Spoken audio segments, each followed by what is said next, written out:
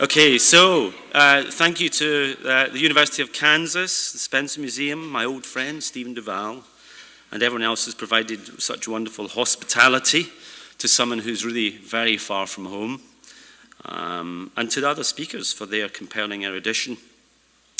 I think one thing that's really been markedly notable actually about the conference is just how present the live voice of the artist has been in many of the talks. It's been at the forefront of many of the bits of research that we've heard over the last few days, and much of that has been contextualized via information found in visual and other archives.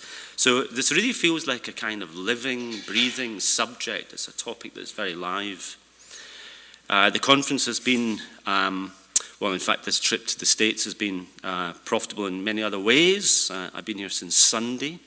I already have 2 complimentary hotel pens and 1 complimentary conference pen. I hope to get to about maybe 4 pens by tomorrow evening. As you know, things have been tough back in Britain. We're in deep austerity. I will recycle your pens in the academic community back home in Britain. These will go to good use. And this will be like my little mini Marshall Plan. Okay, APG, Artist Placement Group. APG was founded in 1966 by Barbara Stevini and her then partner John Latham, along with Anna Ridley and artists Barry Flanagan, David Hall and Geoffrey Shaw. It's a London-based grouping. APG's excursions shed light on the emerging hybrid landscape of business and art and science, socially engaged practice, and so on. In 2002, Mute magazine described the art world's response to APG from the moment it was founded. The art world regarded tangling with the dirt of commerce and the public sector as an aberration within art. And they carried on. Today, on the other hand, such tangling has come to define large swathes of artistic practice, and APG worked hard to formulate a rigorous methodology of engagement.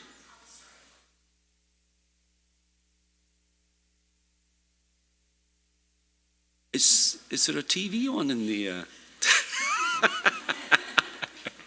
Is it that boring already? Okay, so it's this methodology that I plan to discuss today. Now, hold on. How do I get the slides here? Okay, excellent. Now, there are conflicting accounts of APG's founding. Barbara Stevini, of course, has the greatest claim, and I think that's right. Her own recollection was, the Fluxus group came to stay in our house in London, and they were going to do an exhibition. They wanted some material, and I said, well, I'll go to the outer circular road to the industrial estate, and I'll pick up some material from a factory. So I went there, she said, and it was the dead of night. But the factory was absolutely booming away, and I thought, well, why aren't we here? Not to pick up buckets of plastic, but because there's a whole life that we don't touch. This is what people go on about, she said. Academics, artists, politicians, but they get nowhere near it. So APG was a synthesis of artist collective and art agency with an informal membership. Stevini and Latham would always be found in a permanent state of devising, demanding, inventing. In the British Library Artists' Lives Oral Histories Project, one APG member, Ian Breakwell, recalled that with Barbara and John, everything turned into a meeting. And you know, it's true. They were intense. I met separately 4 of them, and twice I was frightened. APG's fluctuating informal membership of artists was mostly comprised of sculptors or those with an intermediate practice.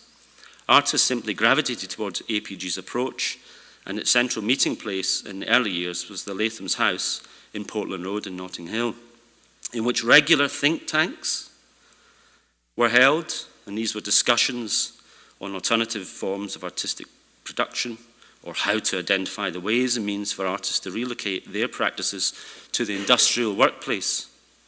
In time, these discussions were informed by their direct engagement with industry, commerce, and through their approach to policy change within the operation of UK and European government departments and their responsibilities. APG's innovation okay, right. That's the first deformatted slide. It's when you move PowerPoint, I don't know why this happens, when you move it between computers, the computer takes a decision about which bit to leave in, and there's supposed to be a whole load of text there on top of that image. But anyway, APG's innovation was the proposal to private companies and public sector organizations that they would work, or the artists should work, that the organizations should work directly with artists, but forego the conventional notion of patronage. Instead, artists would work within the everyday environment of the host organization, and these organizations would benefit from the artist's insights. These insights would accrue through an open-ended process, the results of which would be discussed in a feasibility study authored by the artist, which contained further proposals which could be developed within a long-term funded placement. In turn, APG's artists would benefit from a real-world context as a developmental resource, and the APG maxim was, of course, famously, context is half the work. So the rationale for APG placements may be described as the joining together of two different types of productive capacity, the industrial and managerial capacity alongside the artistic capacity, or organization and imagination, which is how they styled it. And the foci tended to be resources, entrepreneurial capabilities, and production linkages, particularly in the early days.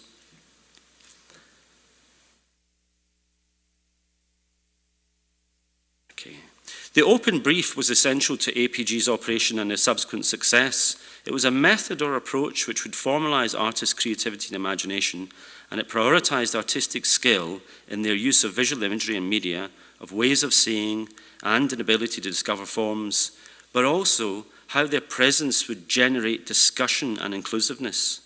In some organizational engagements, the host might invite the artists to consider an ongoing problem, but effectively, the research problems were formed by the artists themselves. This privileged the artist's position, and even as in a note from a government memo supporting a 1974 placement, that, quote, an individual might show us solutions to problems we do not know to exist. So stick that in your pipe, Rumsfeld. They got there first.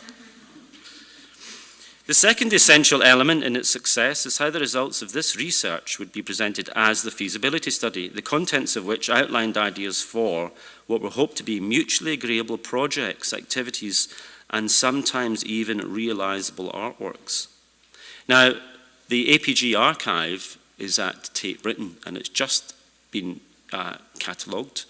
It's been there for about 9 years in a very uncatalogued state, and now it's catalogued.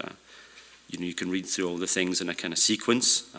It's quite clear from the archive that quite a lot of the organizations that were approached to host artists were a little bit sniffy about some of the ideas, and even those that worked with the artists in the preliminary feasibility study phase, they very frequently felt that, I'm not sure about your concept of art, but nevertheless, some of the ideas in the feasibility studies contain specific contextual value, which were then considered important enough for the hosts, for some hosts, to further develop via a salaried artist's placement or by some other means. Now, APG's offer of an artist to serve as a catalyst for change was not entirely ungrounded. The industrial and later the government hosts were normally offered a short list of artists, and in the early days of APG, the match of the artist to the host was usually guided by the form of the materials in which the artist normally work.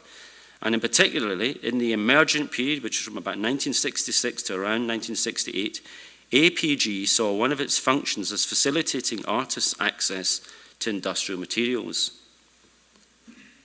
So, for instance, working with Geoffrey Shaw, for whom Barbara Stavini obtained PVC film from companies for the making, for example, of his waterwork inflatable event structures. Now you're all familiar with Geoffrey Shaw's work. Perhaps you don't know why. If you've ever admired a copy of Pink Floyd's Animals, it's his big floating pig that's on that cover. If you've ever looked at the film Diamonds Are Forever and thought it was one of the least good Sean Connery James Bonds, it's true. James Bond is in one of these inflatable structures, and climbs out wearing his tux, I think.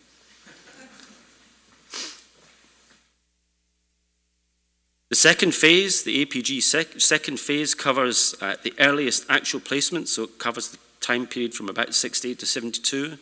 The sculptor Garth Evans is one of the 4 tutors of the experimental sculpture course at St Martin's School of Art, and he took up the offer of a 2-year placement at British Steel Corporation. Evans visited a steel fabrication works where he photographed steel construction exercises made by the apprentice welders. Evans saw these constructions as ready-mades, and these were comparable to those he himself began to make during his placement, seen, for example, in his sculpture here, who's had his second name and title reformatted, so it's now Above Garth 970. Okay, that should say Garth Evans, frame 1970, and why it's done that, I don't know. We'll have to ask the computer later. Now, in addition to making what is, after all, a kind of fairly conventional sculpture, crucially, Evans, during his placement, also studied the production of steel at the corporation's facilities and found ways to engage in the social organisation of the company, British Steel, and he drafted a well-received series of reports on this front. And this is really important because in this period of time in the United Kingdom, there are various attempts to deal with the long-term issue of labour and industrial relations. And in fact, the Wilson and then Heath and then the Wilson governments are sort of struggling with this idea. And so how to create a harmonious relationship between the different kind of levels, the different kind of groups of people working in an organisation was becoming a really major issue.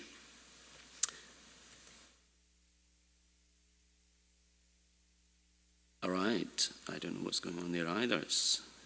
Okay. And then images on your right-hand side are from probably the most well-known placement in APG's history, although it's not always described as that. It's not always described as an APG placement. This is from David Hall's. These are 2 images from David Hall's 10 TV interruptions, and I've got here, it says 7 TV pieces. They later kind of combined 7 of the most successful and turned it into a kind of DVD you can buy. So Hall was working with Scottish Television in Edinburgh at the time in his placement, and Scottish Television is a regional variation of the national independent broadcaster. And so the independent broadcaster, unlike the BBC, it has advertisement breaks and things like that. So Hall produced and broadcast a series of very intriguing films. A television is on fire, or a water tap is turned on and then the water line rises noisily up the screen and creates the illusion that your TV set is some kind of a fish tank. It's obviously some kind of easy metaphor there. But the crucial thing is that these were broadcast with no accompanying announcement. There was no explanation, there was no title or credit. And what these did was create they interrupted the viewing pattern and the audience expectations. And there's lots and lots of anecdotes of people shouting at the TV in pubs and people storming out. And at one point, Hall apparently made himself known as the author of these images and had to run out of the room after the people had seen what he was trying to do, which was quite radical if you think about it. He's trying to kind of mess with your way that you view and what kind of expectations you have around viewing. So, concurrent with their feasibility studies, APG also took part in the exhibitions between 6 at the Kunsthalle Düsseldorf, and they held their Art and Economics exhibition at the Hayward Gallery, London. Here, APG experimented with a debate-based exhibition format. The main exhibit was a boardroom table entitled The Sculpture, where APG hosted live discussions between artists, industrialists, and government representatives. Art and economics is possibly one of the worst, I think it has a claim to be the worst attended exhibition at the Hayward. It's critically derided, it's boring. The problem is, of course, that representing APG in such a kind of exhibition format is really problematic. And the diversity of APG's output often included publications in art objects, collages, appropriated objects, documentation, photographs, film, video, sound recordings.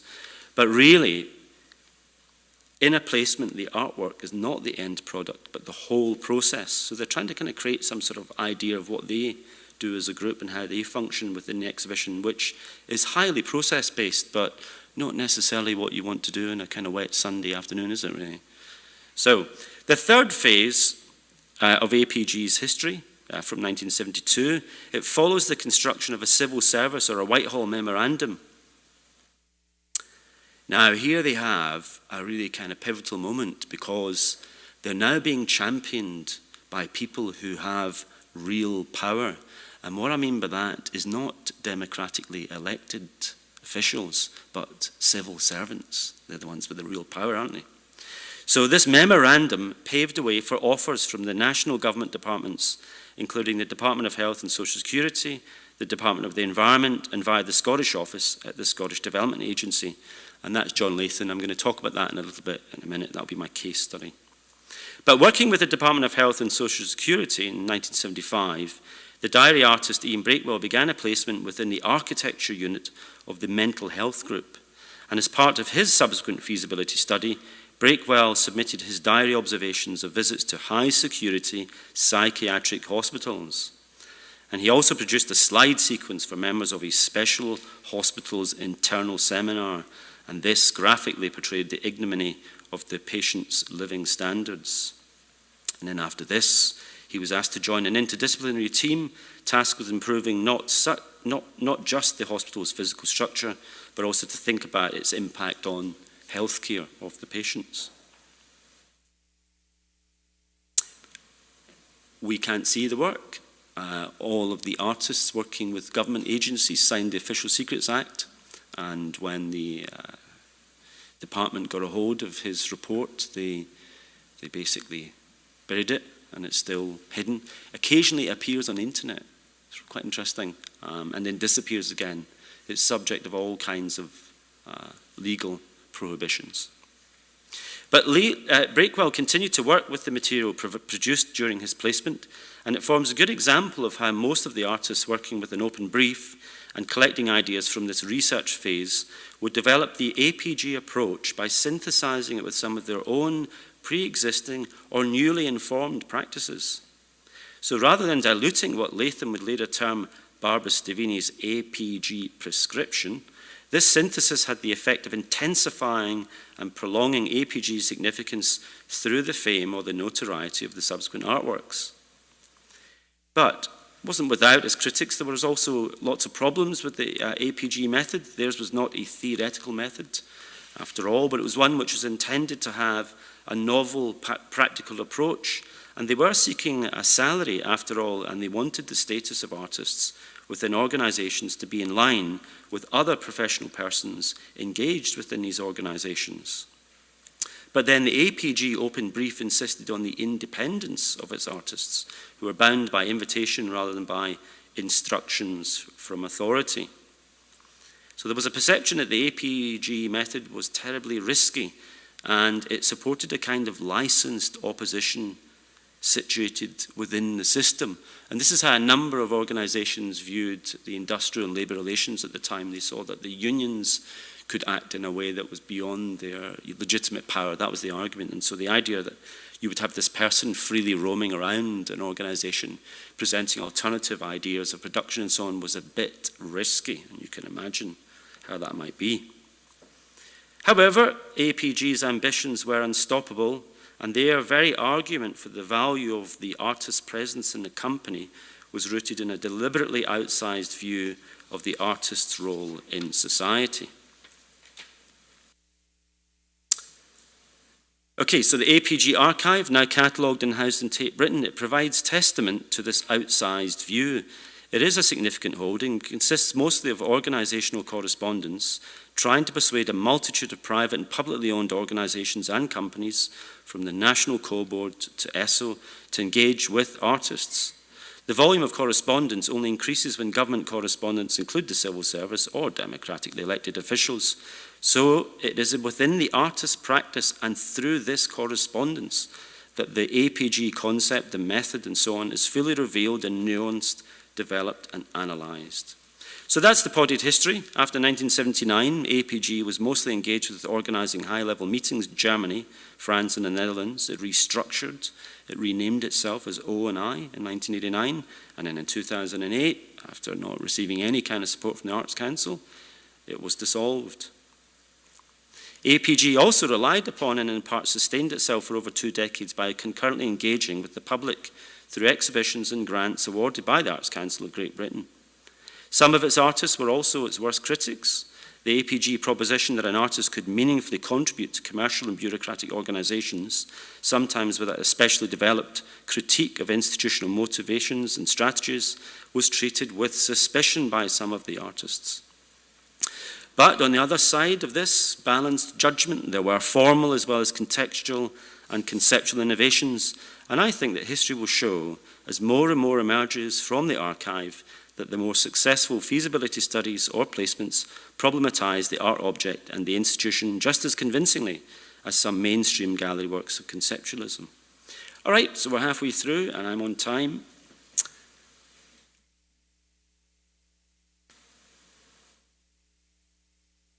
So we come to my case study. The artist is John Latham. The host is the Scottish Development Agency, which is a new government body formed in 1975, based in Scotland, and it's tasked with the promotion of industrial efficiency and international competitive, and furthering the improvement of the environment through dealing with, among other things, the problem of derelict land and urban decay in Scotland. The construction of Latham's initial residency, this sort of open brief phase, during 1975-1976 at the SDA, at this agency, in Edinburgh, it differed a little bit from some of the other arrangements. Only Latham was offered to the SDA in the shortlist of one. And although Latham's feasibility study was later summarised, brilliantly summarised actually, by the Scottish civil servants, and it was utilised at a key moment sometime after his initial residency, it did not result in a fuller funded placement.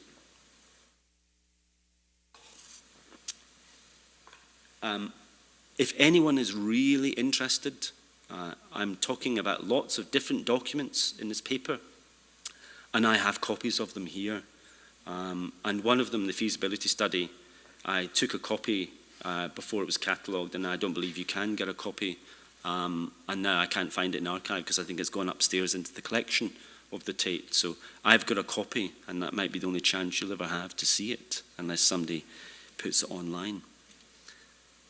So, the core concept which Latham proposed in his feasibility study was the reconceiving of post-industrial waste which had been designated as derelict land, and these were huge heaps of red-coloured shale waste, or bings, as they're known, which littered the nearby West and Mid Lothian regions. Mid Lothian is the space between Glasgow and Edinburgh. It's the central lowlands. It's a fairly flat bit of Scotland. The shale bings in question had originated from what was now a redundant mid-19th century waste-producing mining process. The process was designed to extract and distill products for use as paraffin oil from the oil-bearing shale. We've got wonderful things going on in the North Sea in Scotland, great oil production going on there, but in this period, in the 19th century and 18th century, Scotland was also the world producer of paraffin. So when Dickens is writing, he's writing in the light of the paraffin. And you know, there's lots of stories of that part of the world at this period of time, and they all sound like your Wild West in the States. You could mine this stuff, you know, at any scale, and the way you mined it was quite easy. If you just got enough explosives, you threw them at the ground, and the ground blew up, and there was the shale, and you took it to these huge big kilns, and they extracted the oil, and then the chemistry from that was turned into paraffin.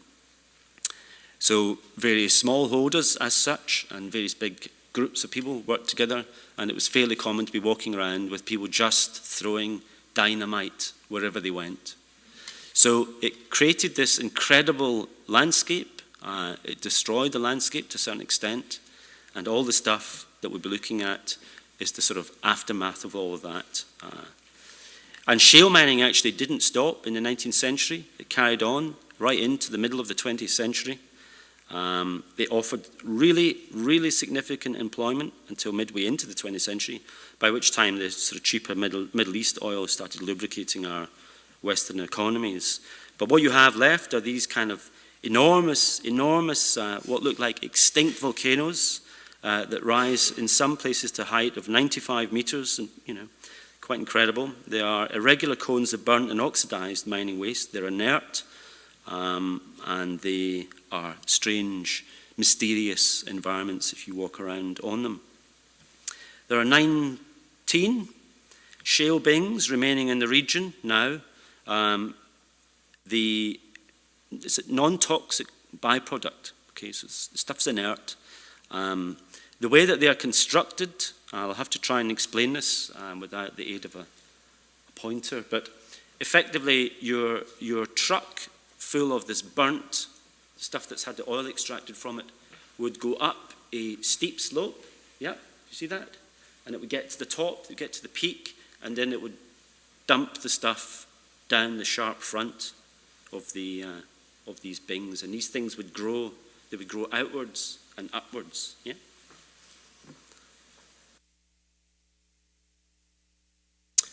Now, what happened in the open brief phase was that Latham was asked by the civil servants, by the Scottish Development Agency, to confront the problem of the unsightliness of the shale bings. He also had his open brief. He could just ignore that problem that they had asked him to think about, but he was kind of intrigued by it. And the government, the national government, had also tasked the Scottish Development Agency to devise a plan for the removal of these shale bings, but they had given the Scottish Development Agency, a new agency full of ambitious people, they'd given them 10 years to do this. And so the civil servants within the Scottish Development Agencies, they wondered if John Latham had, he was an artist, did he have any ideas about, what to do with this distinctive rocky material? So what Latham successfully proposed in his feasibility study was, to quote, to preserve a select few, which will be presented as monuments to the period we live in, and to bring them by various means into common use again.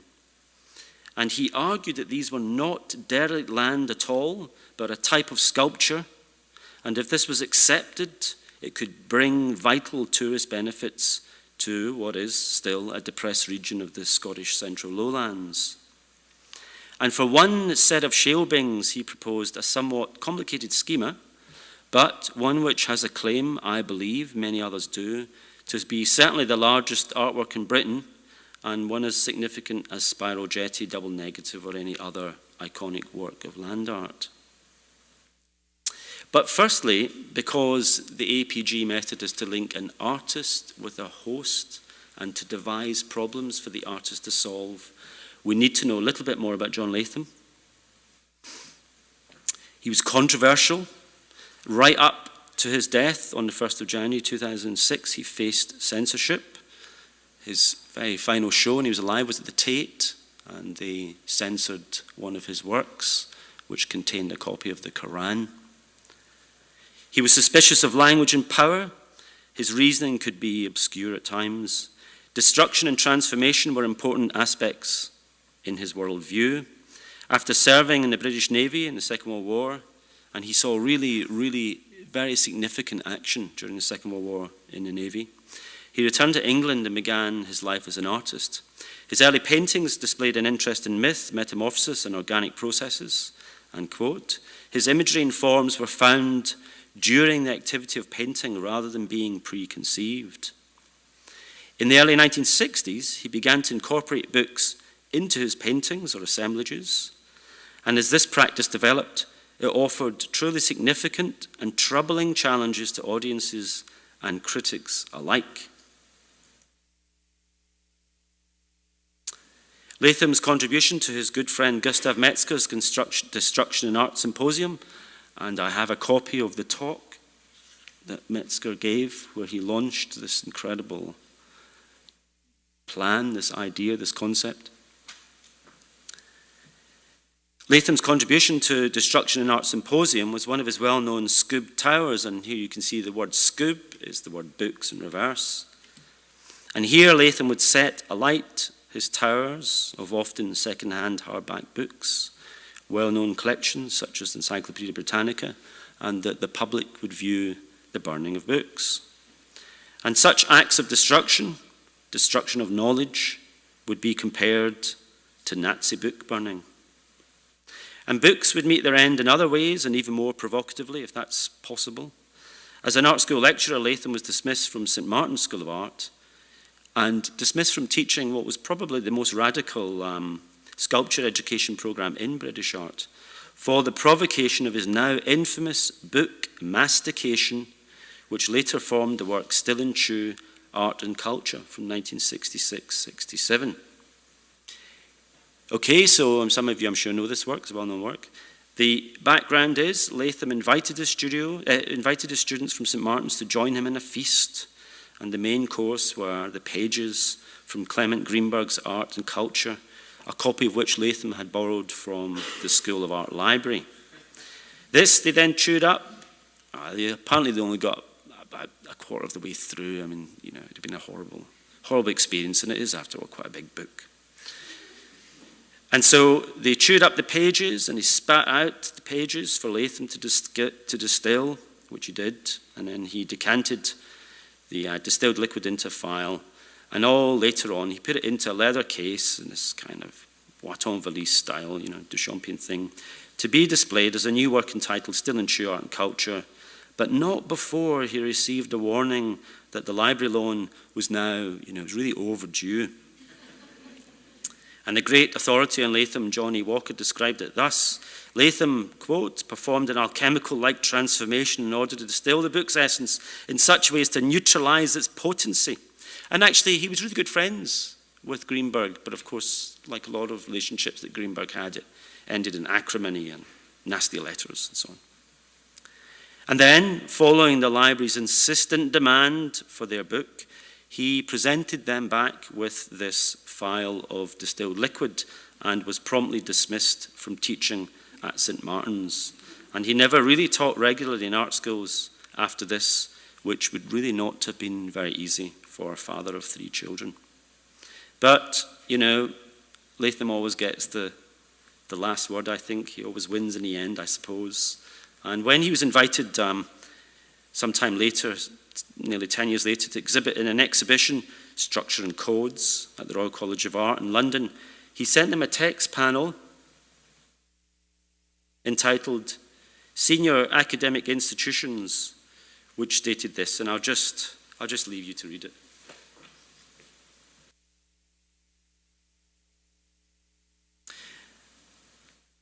And there they were, the Royal College of Art, in receipt of this slur on their profession and mine and some of yours. And, bless them, they exhibited it. I think that's great. So we arrive at 1975. Latham's now placed at the Scottish Development Agency. And what would he do? His feasibility study is often poetic, and it's always radical. Its form is 36 plastic folders, each containing 2 sides, most containing photographs, illustrations, and detailed commentary. There are proposals for energy production from tidal movement, and Latham had worked earlier in 1973 with an engineering firm called Proteus Bigging, and he tried to resurrect some of the ideas from that placement through this Scottish placement. And it's this beautiful object called the Big Breather. It's a kind of almost mythical object now in Latham's work, Latham's oeuvre. And the Big Breather is precisely that. It breathes twice a day, it works with the tide and the moon, and it's supposed to create energy. It's a kind of early model of tidal wave energy production. He also had a wonderful idea. He'd seen what was one of the world's first video exhibitions in Glasgow, and he noted that the technology around video art was getting more and more portable. Yeah.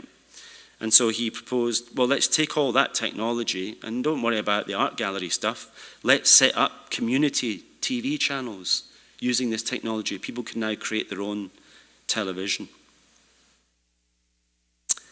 But as I said, the central research problem that he discussed was this long-term issue of derelict land and these large shale bings near Edinburgh. The problem really was one of scale. Such material accumulations are so vast, and they're so vast that they're easily mistaken for naturally occurring geological terraforms. And so when Latham was asked from which perspective would he be looking at Scotland, he pointed to an office map and he apocryphally responded, from this perspective. So Latham's open brief began with his review of the Scottish Development Agency's aerial photography archive, and this provided his first informed glimpse of West Lothian shale bing constellation near Broxburn, which was known locally as Green Dykes, and all of its adjoining bings. Latham determined these were not waste, but they were in fact historic documents, and given the manner in which they were originally produced, they were a process sculpture made through an accumulated unconscious act, or made by accumulated unconscious acts by the many.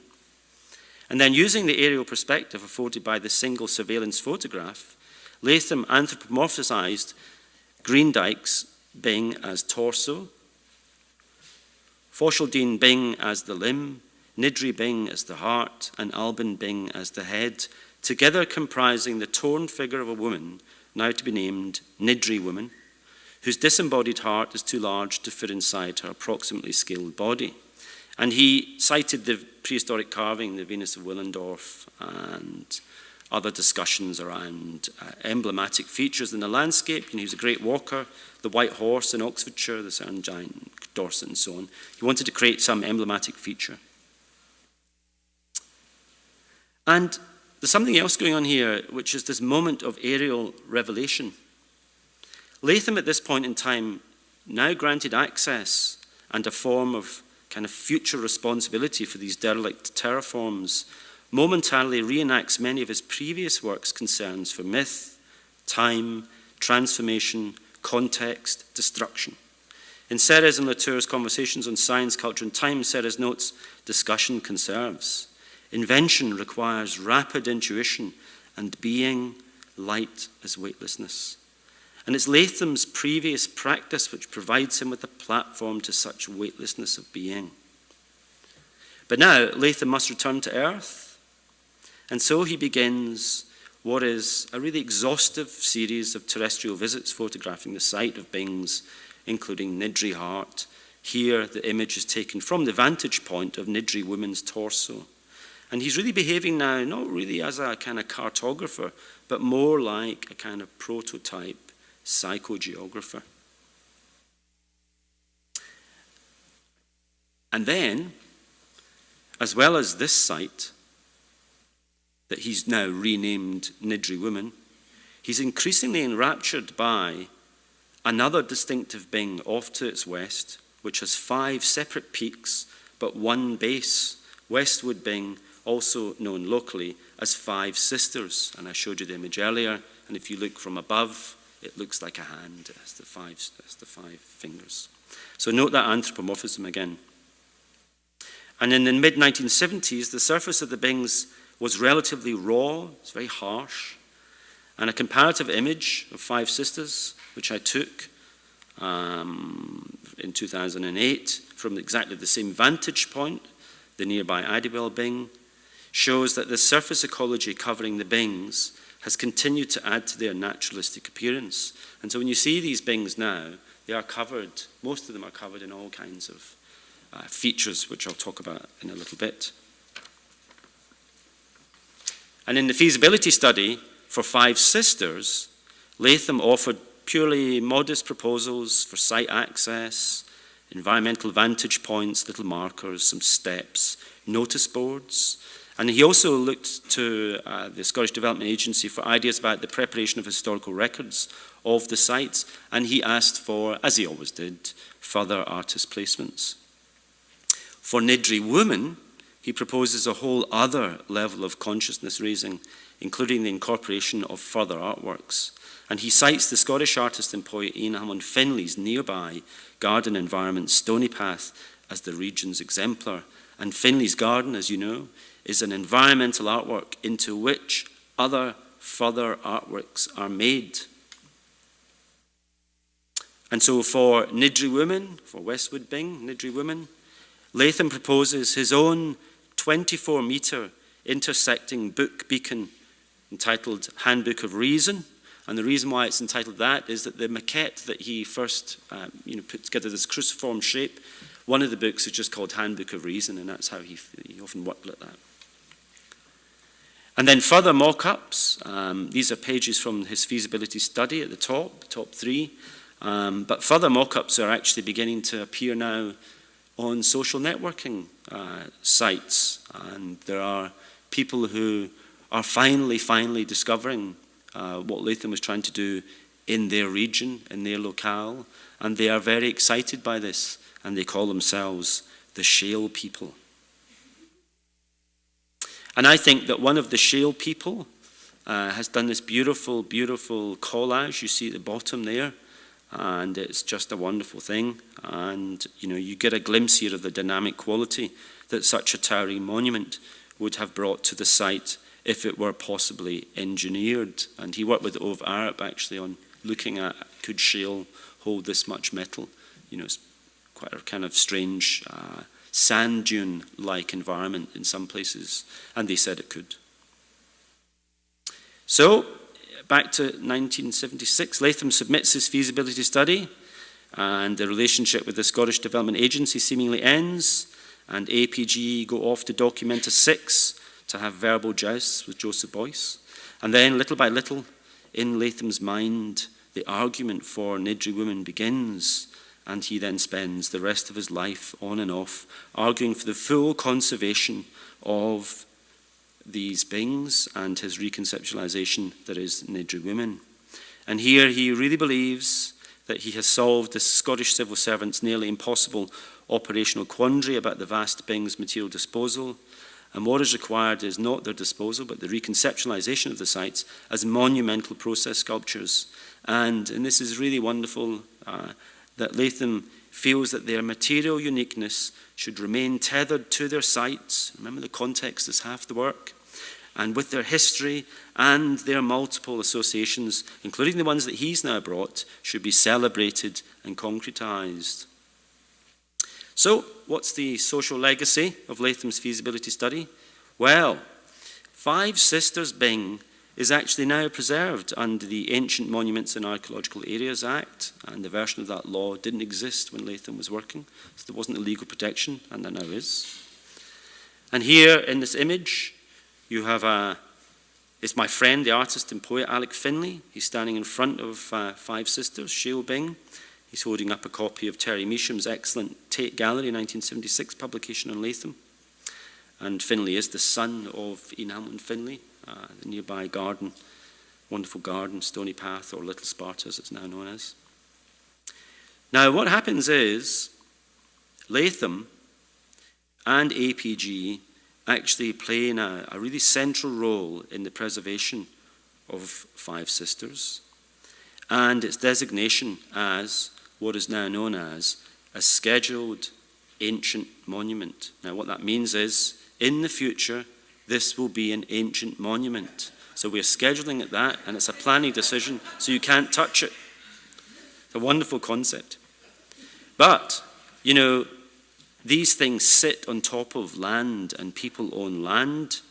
And in the early 1980s, the site owners wished to mine Five Sisters because the inert shale is useful in motorway construction. So the Scottish civil servant says, no, Five Sisters is a monument to industrialization, and they quoted Latham. And then the site owners said, well, no, we dispute the monumental status. And so the Scottish office invite Latham to make a public case at an inquiry that such things were indeed monuments, they were produced through a unique process, they are process sculptures. And Latham's preparing this. I have it here. Lovely document. And then at the last minute, and it really is on the day, the owners of the land, they withdrew their appeal against the status of monument. And that's not bad because it's now preserved as a monument. But Latham, he wasn't going to go up there and talk about Five Sisters. He was going to go up there and talk about Niddrie women. And so he had prepared a case that if you're going to preserve Five Sisters, you have to preserve Niddrie women. So it was a kind of tricky little sort of plan he had. It was a good plan, I like it. And he never had the opportunity to present that case within an inquiry. So, what about Niddrie woman and her heart? Well, some of its sections, some of the bings, were preserved under the same Ancient Monuments and Archaeological Areas Act, but not Niddrie Heart, which today continues to be top mined for motorway infill material. So, from waste to monument may have seemed a kind of improbable reversal, and little by little, without investments at their site, knowledge of Niddrie women drifts in and out of the realm of myth and conjecture. It is cited from time to time. Lucy Lippard mentions it in her overlay in 1983. She says it's a pun on female earth, rebirth, modern society's treatment of women's bodies as cast-offs, and so forth. Latham didn't do puns. He just wasn't like that. And she considered that he had tapped into the strain of 1970s art, the upsurge of interest among avant-garde artists in primitivism. But then that is the topic of her book, after all. I've also inferred, I may be wrong, I don't know, a mocking critical reference to Latham's reconceptualization in Robert Morris's Notes on Art as and Land Reclamation. And if you're still talking to Robert Morris since his visit here, maybe we could get somebody to ask him. He said, rather critically, every large strip mine could support an artist in residence. Dank and noxious acres of spoil piles cry out for some redeeming sculptural shape, he wrote. And then he warned against the acceptability of industrial scale resource extraction and said, it might then seem that to practice art as land reclamation is to promote the continuing acceleration of the resource, energy, commodity, consumption cycle. However, it's precisely environmental questions and concerns for aesthetics and pollution and ecosystems and sustainable development that are all presaged in Latham's feasibility study, and then later in what is, after all, a lifetime of exhortation, correspondence, and other documents. And where are we now? Well, far from being sites of ecological devastation, Latham's shale bing now hold an important assessed environmental and social value. Barbara Harvey's West Lothian Local Biodiversity Action Plan, Oil Shale Bings, and you guessed it, I've got a copy here. She said, these are a unique habitat and they're not found elsewhere in Britain or Western Europe. And this is a report to government. This is a report that they have, governments commissioned, and they want to see what it is that they've got and what's so valuable about it. And she's saying it's unique. She says it's a vital recreation area and it's a focus of community identity. And her report maintains that for such a developing and unique habitat, she reaches the same conclusion, which is exactly what Latham reached. She says, the best management of oil shale bings is no management at all. And this exactly correlates with Latham's own study. And like Latham, she also seems to describe at times a kind of magical place. And she says, hares, red grouse, badgers, skylarks, foxes, and showy species, mainly butterflies, are to be found on early morning field visits. She says these habitats are an island refugia for wildlife and that they hold a considerable diversity of very rare and nationally scarce plant species. And astonishingly, over 350 of the 800 plant species in West Lothian are found on bings, and some of these plant species are only found on bings, and bings only cover 4% of West Lothian's land mass. Right, reaching the end, you'll be pleased, maybe get a glass of wine soon. Okay, so Latham's feasibility study provides a compelling example of an artist's influence in political decision-making at the heart of regional government. The civil servants probably developed a sense of respectful curiosity, and in time they engaged with Latham's well-argued resolution of these previously regarded eyesores. But, well, Latham realised, and the Scottish civil servants accepted as much, that political recommendation does not by itself immediately result in meaningful art, and thank God for that. And a gap remains, the difference in appreciation which has opened up between the site's current recognition as heritage and Latham's earlier proposals as art meant, in Latham's view, his ideas had not been fully conveyed, and the meaning of process sculpture, he said, is better than heritage. And so it remains an uncompleted project, and as if to underline the importance of these bings and the very amplified centrality of these to his very being, the final act following his death in 2006 was the scattering of his ashes on the currently mined plateau atop Niddrie Hearts. And here he remains now, he lies amidst the red-coloured oil shale, the very site that he documented in 1975. And in 2007, I hitched a lift on the monstrous mining vehicle to the top of Niddrie Heart, and I gained access to the crater. Oh, by the way, that image there of the piper, it's not some Matthew Barney, although it looks a little bit like that. It's an image of the scattering of Latham's ashes. The lower image is a page from the feasibility study, and the small image is me with my phone in 2007 when I hitched a lift onto this monstrous mining vehicles. These are vehicles, with tires that are sort of about that high. I mean, they're just vast things, and they're going up and down all day, scraping out the burnt shale and using it to build motorways. When you're up in the crater, you get these incredible distant views. You can see Edinburgh Airport. As I said, the land around it's very flat. You can see the rest of Niddrie women, the torso, the limb, the head, they're all protected sites. And then you look inward to the core of Niddrie Heart, and it really is a scene of a kind of like a barren planet from a science fiction film. And it has a kind of grandeur, but it's the grandeur of devastation. And so it is in its own way a profound metaphor for centuries of industrialization and devastation. So I'm going to conclude by saying this, and you may disagree with me. Latham, an artist placement group, have left us with a challenge, and these shale bings and their reconceptualization tells us about our future. Is Niddrie women landscape? Is it industrial monument? Is it a heritage site? Is it a process sculpture? Well, it is. It's all of these. Not all of these all together concurrently. One person sees it as that, another sees it as this. It exists with a kind of within a matrix of types. And is it conceptual art or land art? There's a lovely article by Joyce Lehman who talked about the moon landings in relationship to land art. She talks about what I've been writing about this, saying she doesn't agree with me that it's land art. I don't care. It doesn't matter to me if it's land art or not. I sometimes wonder about his insistence upon a figurative reference for Niddrie women. Perhaps that distinguished it from other minimalist earthworks, which are derived from crosses and circles and cubes and spirals and tubes. Sometimes I ask myself, does it really push beyond the boundaries of sculpture, even in the expanded field?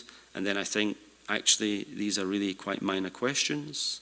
For Latham's proposals for the shale bings, in the end, the anticipated ways in which 20th and now 21st century civic and regional communities will have to find use for the transformations in the landscape and environment which have been brought about by increasingly redundant energy production technologies. Think of oil rigs, coal mines, think of fracking.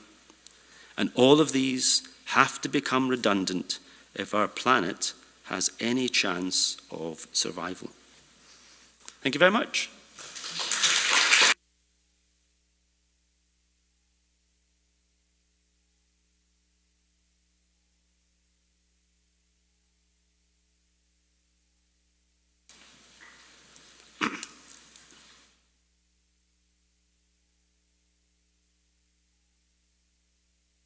Thank you, Craig, for that fascinating talk. I just had a quick question about that government study by Dr. Barbara Harvey, which I've pulled up. It's a PDF online. You have the printed version. That's very old technology there.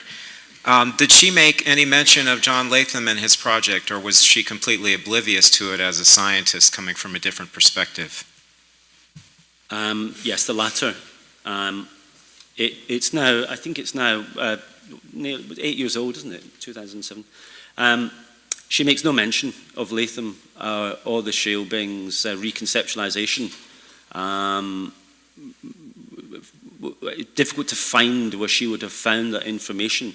The reason for that being that you would think that once government has agreed that these things are monuments or artwork, they would do something about that. And then when they form a case against their destruction, they would do something else. And, you know, he's John Latham. He's not some minor artist in the 20th century. He's a major artist in the 20th century. So you think that maybe some local museum would do something about it. And a local museum did, relatively local. The Tate had a little show about it. And the Fruit Market Gallery in Edinburgh had a contemporary little show. But you think maybe that the Scottish National Gallery of Modern Art, which collects art and is responsible for the kind of Scottish national modern art. But, you know, none of these agencies do anything about it whatsoever. So where would she find the information? And I had difficulty finding it because when I had heard about this but couldn't find it anywhere, and I mean literally I couldn't find it on a map because these had in some maps been designated as temporary landforms, so they don't always show up in maps. So it took me a couple of days to find, first of all, 5 sisters, and you think, how can something so massive be so hidden? And again with Niddrie women, and you realise, of course, the reason why you can't see them is because they're right in front of you. They are so massive, you just think that they're natural forms.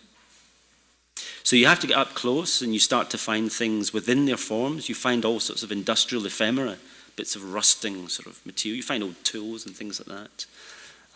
But yeah, nobody seems to want to take responsibility for them.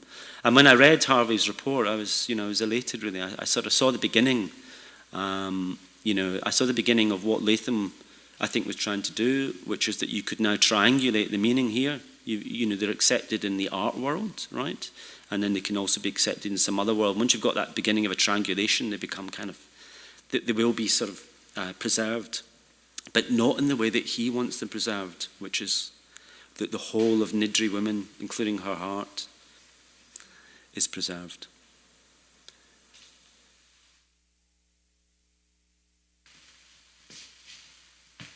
Thanks, Craig. When you mentioned the Bings as a cumulative unconscious act by the many, I kind of like tipped the balance for me in terms of parallels perhaps with Berndt and Hillebesher, who talk about their technical buildings, industrial structures as anonymous sculptures, and some of the same kind of phraseologies, and it comes into play. I wonder if there's dialogue there at all, do you think? I mean, there's certainly a kind of class implications and workers a kind of aesthetic, or if they just expand on that would be nice. That's very interesting. There are links, but first of all, just before I sort of discuss that, I mean, Latham didn't just say there were these unconscious monuments. That was him using language in a sort of strategic way. He also said they were mindless. And he didn't mean by that the way that if I called somebody mindless in a bar, that's going to cause trouble. He literally meant that these were sort of not made as art. He's making the art. And he also said they were a Freudian slip on a giant scale. He also said they're diamonds in the Scottish soul. And he phrased them in lots and lots of ways. The Beckers, of course, as you know, did a really important piece of work in the north of England mining community at the end of the 60s. They documented the social situation, so not the technological apparatus or the wonderful cooling towers and all of that. They looked also at how people lived. And of course, we're talking about a period in Britain where, well, poverty was rampant. Inner city decay was, easily third world level and so on. So, it's a kind of social idea. The photographer going in as a kind of documentary photographer. But the Beckers, I don't think had any contact with APG. I don't know that. The history of APG is such a kind of limited thing. We've been trying to, with Julie, who's gone home obviously now, with Anne, for example, we're trying to find out what the links between EAT and APG were. You think we could all together try and find what they are. They are there, apparently. But again, there's not much evidence. Billy Clover did take part in something that APG organised in 1968 in London, which is called the Industrial Negative Symposium. But I don't know if that constitutes a meeting between EAT and APG or just somebody went to some conference. So it's a little bit unknown, it's a bit shady. So they may well have had lots of contact. Later on, in the late 70s, APG were very, very popular in Germany. And I mean, government wanted to meet with them, high-level government, because, Beuys was now so powerful. And so Beuys would arrange with Caroline Tisdale various meetings between, the German government and, APG. There's lots of lovely photographs of them having debates. So it may be there was some link. I always thought the Venus of Willendorf thing was odd because it used to be in Düsseldorf, and the Beckers are in Düsseldorf. So could they have crossed over? But the other interesting thing is the Harrisons had a show in the Hayward in the same year as the Art and Economics show, and I wondered perhaps if that was the more effective link, really, and not the Beckers.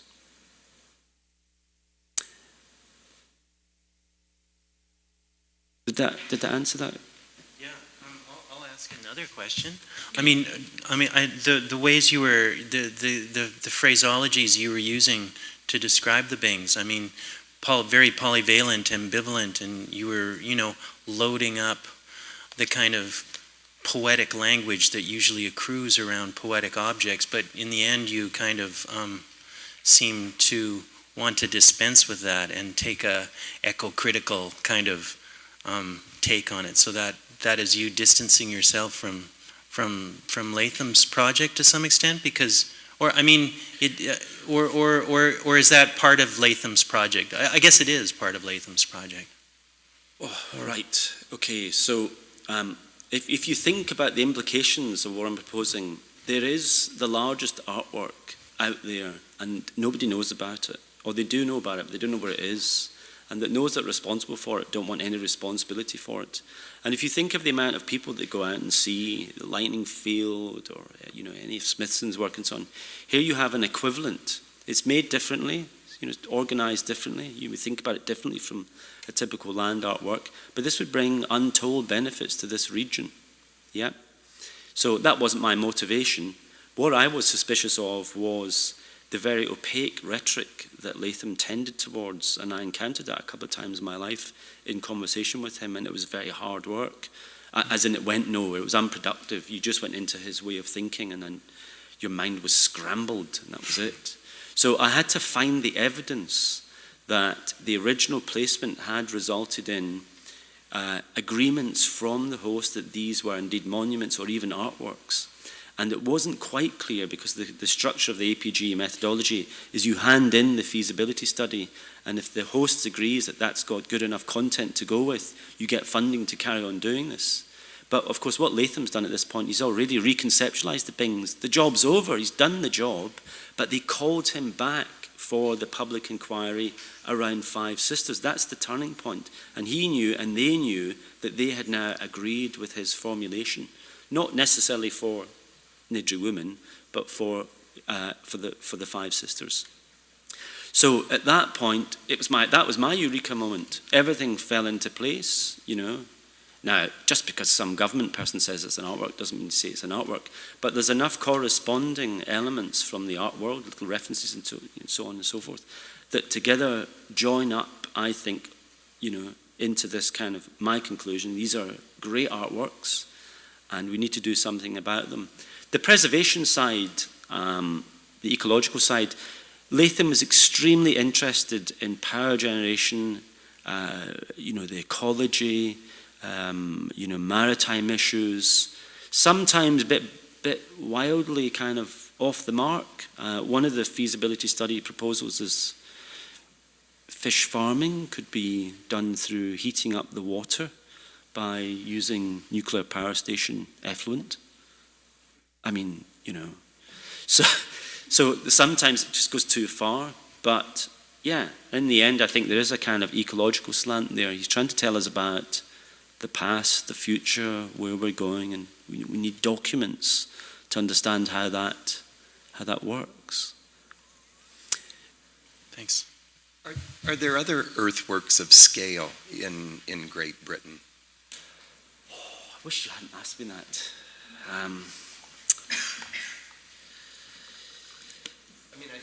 There are.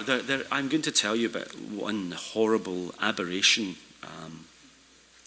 There is an architect called Charles Jenks, and I'm sure you know him, and he has a piece which is outside the Scottish National Gallery of Modern Art called Landform, and he also has another piece in the part of the world I work in Northumbria, in Newcastle, Northumbrian women, and it's almost like a piss take of Latham. It's such a bizarre piece of work where you climb this gigantic landform of a woman, and it's done in a very kind of cartoon. In fact, I can't even, I'm going to stop talking about it because I'm promoting its existence. So there are.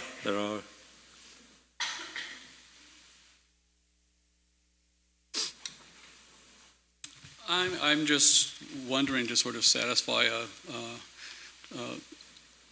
sort of long-time bit of curiosity of mine, if there's any connection between APG, given their activity, Television on Fire and Destruction in Art Symposium and things like that, and the slightly later gesture of Billy Drummond and Jimmy Cauty, founding members of the Acid House band KLF, when they burned 1 million pounds, and if there's any possible connective tissue between those two events.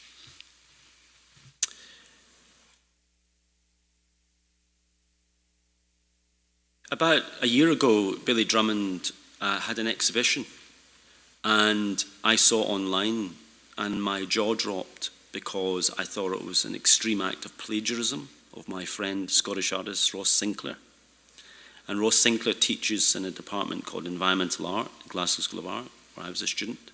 And environmental art is, in effect, based on the maxim of APG, context is half the work. It's a public art training course. Latham's ideas of public art are way too radical, for a course like that, but he was the guru of the course.